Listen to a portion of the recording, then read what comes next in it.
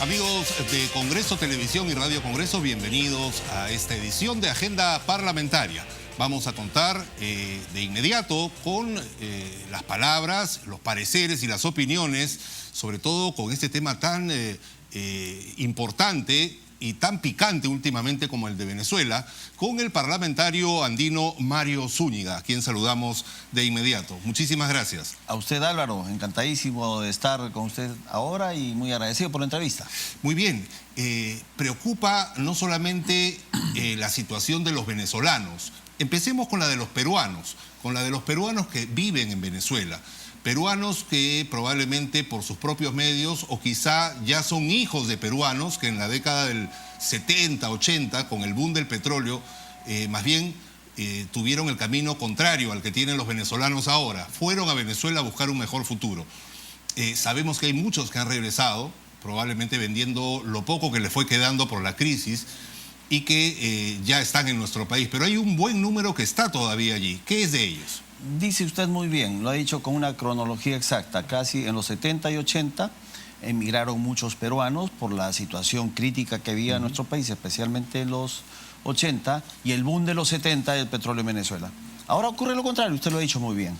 Y es que, a ver, Venezuela vive una crisis muy profunda, no solamente política, económica, es estructural. Y quienes viven allí la pasan muy mal. Aproximadamente son como 118.000 peruanos en Venezuela. Muchos de ellos, muchísimos, están sin trabajo, están enfermos y no hallan cómo venir. Hay una ley, la ley 30.001, que generaba algunas ventajas o beneficios para retornar a los peruanos en el exterior. Es la ley del migrante retornado o la de reinserción social y económica del migrante retornado. Incluso podrían traer algunas de sus pertenencias, ¿no? Efectivamente, esa ley generaba algunos beneficios, por ejemplo, traer hasta por un monto de $150.000 en bienes de capital, $30.000 un vehículo, $30.000 en enseres, menaje de casa. Que esa ley... muy pocos se han acogido a ella. Muy pocos, y lo peor de todo, Álvaro, que en el año 2000, esa ley fue dada el 2013 en marzo, y sus beneficios tenían un alcance de 3 años. Eso quiere decir que hasta el 2016 tenía solo vigencia, ¿no? O sea, no se aplica ya en este momento. Ya no se aplica. Menos mal que nosotros, bueno, tuvimos una iniciativa para que esa ley fuera actualizada, y salió la ley 30.225, que ya ha ampliado los beneficios. De alguna manera eso es un paliativo al problema, pero tenemos que tomar actitudes más propositivas. Yo creo que más allá de las buenas declaraciones que nuestro presidente, el presidente de la República está haciendo, pero tiene que tangibilizarse. Es decir, que en las delegaciones diplomáticas en Venezuela o consulares se abra un padrón de inmediato y para que todos los peruanos que estén en situación difícil puedan empadronarse y se les dé las facilidades. ¿Hay un número más o menos aproximado de peruanos que quisieran regresar de Venezuela? Un número exacto no hay, pero son muchísimos. El problema no va por ese lado, sino de que el presupuesto que tiene Cancillería anualmente para atender estos problemas es de $800.000. Es absolutamente pequeño, por no decirlo. Porque probablemente aquí estos beneficios de la ley que usted ha detallado se apliquen al momento de ingresar. El problema es al momento de salir allá con las autoridades venezolanas, ¿no? Sí, es verdad. Pero lo que tenemos que hacer es dar una ayuda inmediata, hasta cierto punto humanitaria. Tender puentes, un puente aéreo, terrestre, que el gobierno peruano actúe en favor de los connacionales. Usted empezó muy bien diciendo que gente peruana se fue en esos momentos que nosotros lo teníamos muy difícil. Ahora ellos lo tienen difícil, hay que recibirlos y tener, digamos, políticas inmediatas para que eso ocurra. No olvidemos de que el Perú casi al año pasado recibe casi 2.850 millones de dólares en remesa del exterior. Así es. Y habitualmente eso ha ocurrido. Y son esas personas, esos peruanos, que enviaban y mucho bien nos hizo. Creo que hay un compromiso más allá de la nacionalidad, también un compromiso ético. Ahora, ¿no? Esta ayuda de parte del Parlamento andino se hace difícil considerando que Venezuela no forma parte del Parlamento andino? Indudablemente se hace difícil, pero no imposible. Yo creo que lo posible puede ser de este lado. Incrementemos ese presupuesto, que se tome las medidas inmediatas. Por ejemplo, hace unos meses la Fuerza Armada ha dado muestras, y el Ejecutivo también, de ser expeditivos, pragmáticos, operativos y con resultados frente a los problemas que hemos tenido en el norte, el Niño Costero. Y eso mismo se puede implementar, estamos en una situación de emergencia. Ahora, bilateralmente hablando, Ya. el Parlamento andino, ¿a quién oficiaría? ¿A la Asamblea Constituyente de Maduro o a la Asamblea Real, a la Asamblea Democrática? Lo que pasa es que nosotros solamente podemos emitir pronunciamientos, resoluciones, recomendaciones. No es un carácter vinculante. No hace falta, pero ya la propia posición del Parlamento andino en el sentido de rechazar a esta dictadura ya es bastante. Si esto lo sumamos con las opiniones de la OEA, de la ONU y demás países, entonces ya estaríamos haciendo algo. La bueno. posición del Parlamento andino es similar entonces a la de la Comunidad Europea y otros 40 países. A mí me gustaría. Ahora viene una plenaria en una semana, en 2 semanas, y yo voy a plantear una moción en ese sentido. ¿Que se respalde o se recoja lo que acuerden los cancilleres en la cita de este martes? Sí, y yo ya me he adelantado primero en condenar a esta dictadura y ese es el fondo del tema. Y claro, recoger... ¿Y es la posición de los otros 24 parlamentarios andinos? ¿O digamos es una posición particular suya? Yo creo que es de la mayoría. Yo entiendo que por afinidad política... Bolivia, por ejemplo. Bolivia, ¿no? por Sí. ejemplo, lo dice usted bien, Bolivia. Entonces, pero en todo caso que sea una posición de mayoría o que sea una posición finalmente. Lo que no podemos estar es mirando pasivamente en forma contemplativa lo que está ocurriendo en Venezuela. Que sea una Venezuela. posición democrática, ¿no? De paso que se le da una lección Lo dice al mejor, gobierno una de posición Maduro. democrática, así es correcto. Muy bien. Respecto a los venezolanos, pasemos ahora a ver a los venezolanos.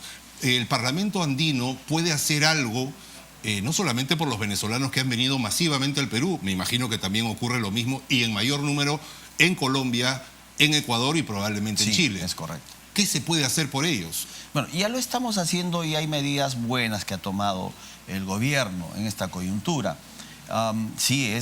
Primero, recibirlos respetando sus derechos como extranjeros y los derechos humanos. O sea, gente que viene y viene sin nada muchas veces. Entonces, crearle los espacios de supervivencia como que se está creando. La Municipalidad de Lima concretamente ha extendido algunos beneficios para que ellos puedan expender sus productos porque tienen que vivir de algo. Yo creo que eso no colisiona necesariamente con el orden interno, ¿no? Porque el comercio ambulatorio está proscrito. Pero algo tenemos que hacer en una situación humanitaria. Por lo menos replicar en otros países el modelo peruano de la acreditación, la certificación, la documentación que les permite estar legalmente en el país. Cosa que sí se está haciendo. Tampoco todo es una crítica, ¿no?, en contra de los organismos del Estado. Se está haciendo ello y yo felicito esa actitud proactiva. De manera que por ese lado vamos bastante mejor. Muy bien. Ya que hablamos de pasar fronteras, el tema constitucional en el Perú es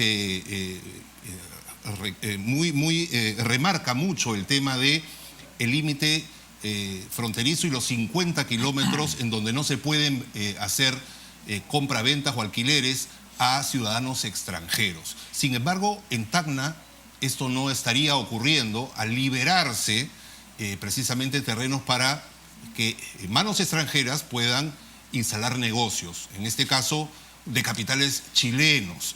¿Esto es una violación a la Constitución? A ver, el artículo 71 lo dice claramente, pero también existe una excepción que si es por interés nacional, pero hay que tener mucho cuidado.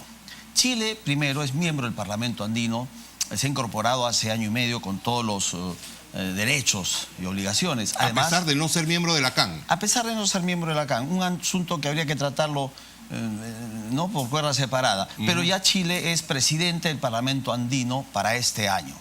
Entonces, las economías globales no distinguen fronteras, evidentemente, pero también hay que ver el tema geopolítico, hay que ver el tema de Tacna, concretamente hablando. Hay un sentimiento, y eso hay que reconocerlo. Que estemos a favor o en contra, eso es otra cosa, pero hay quienes se oponen y hay otros que están a favor. Estudiémoslo. Lo que no podemos hacer es poner un decreto supremo encima de la Constitución, ¿no es cierto? Así es. Eso no lo veo prudente. Hay que escuchar las partes y ver una solución donde donde la confrontación no llegue pues a mayores. Y en sí este tema acarrearía un vacío legal que podría provocar no sabemos si en el siguiente gobierno o con una nueva conformación de una Corte Suprema, etcétera, que se desconozca precisamente todo lo actuado porque la Constitución está por encima. Es correcto.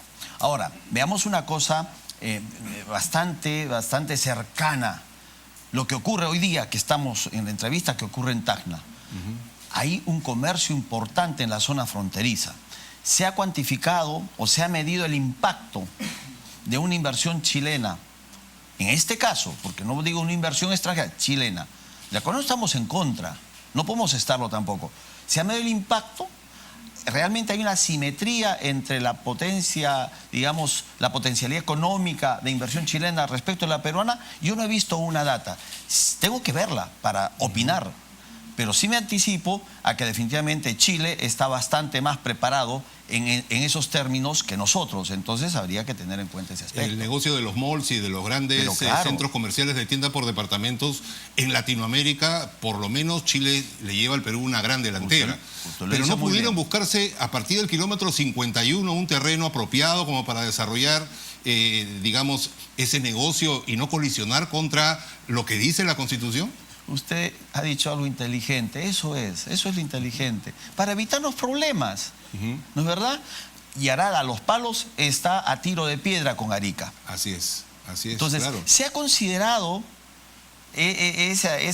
digamos, esa zona geográfica en términos de inversiones. Los propios chilenos cuestionaron que se cree ese distrito en nuestra frontera. Y serían los que comprarían en el distrito que desconocieron. Así Entonces, es. Lo inteligente usted lo ha dicho, o sea, ¿por qué no buscar un kilómetro más adentro?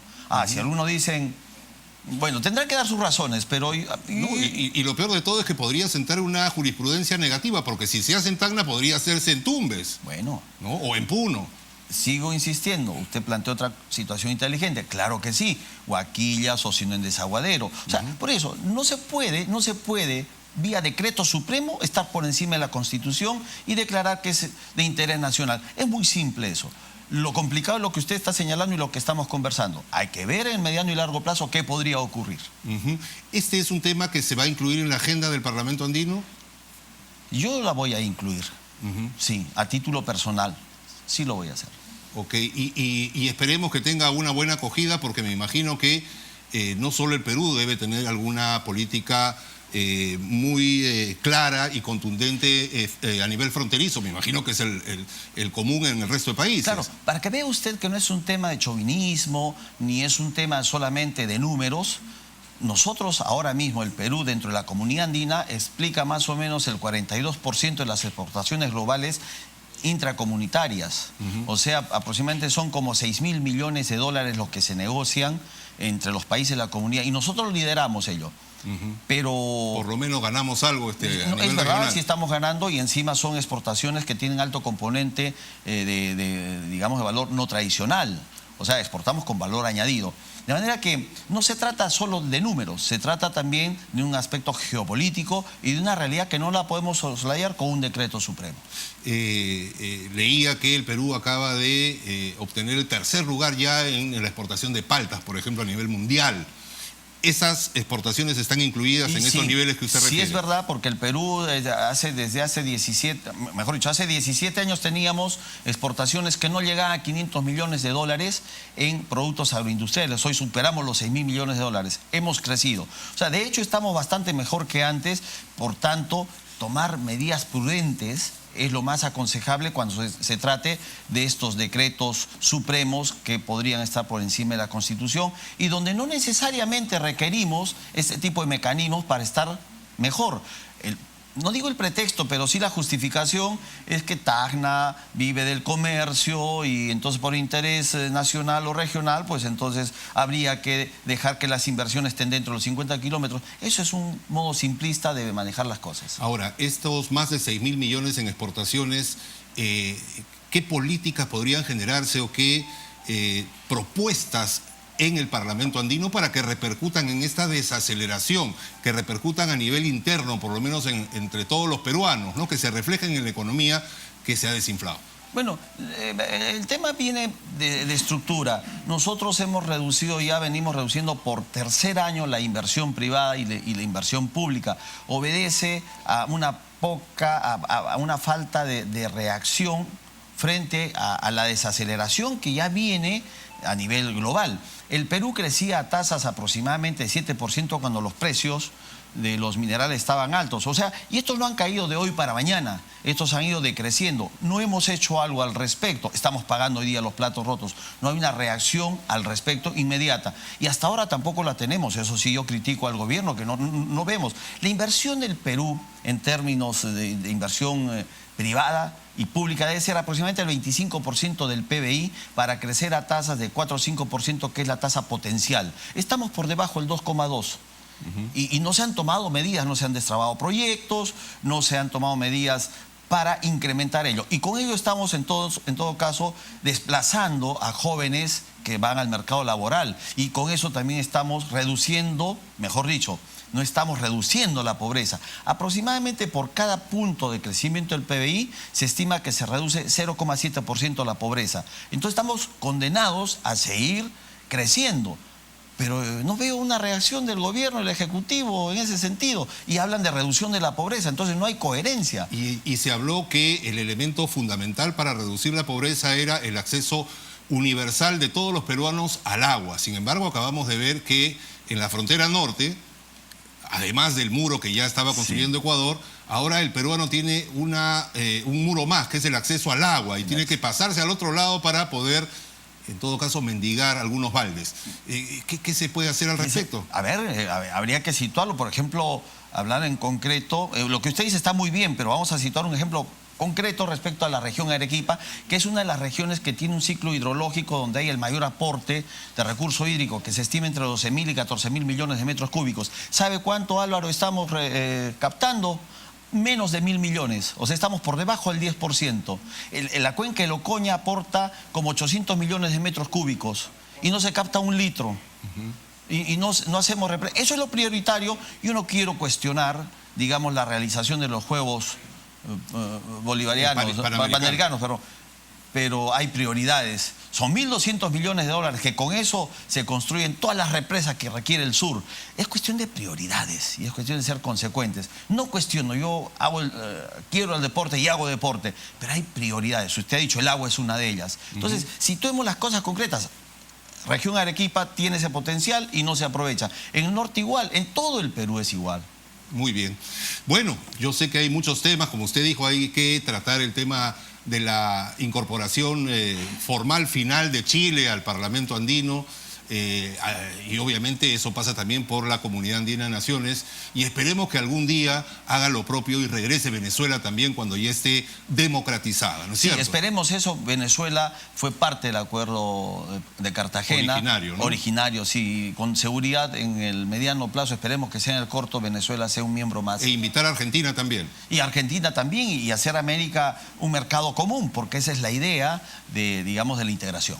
Muy bien, ha sido un gusto dialogar con usted. Muchísimas gracias. Muchas gracias, Álvaro. Encantadísimo. Muy bien. Nosotros, amigos, continuamos con más luego de la siguiente pausa.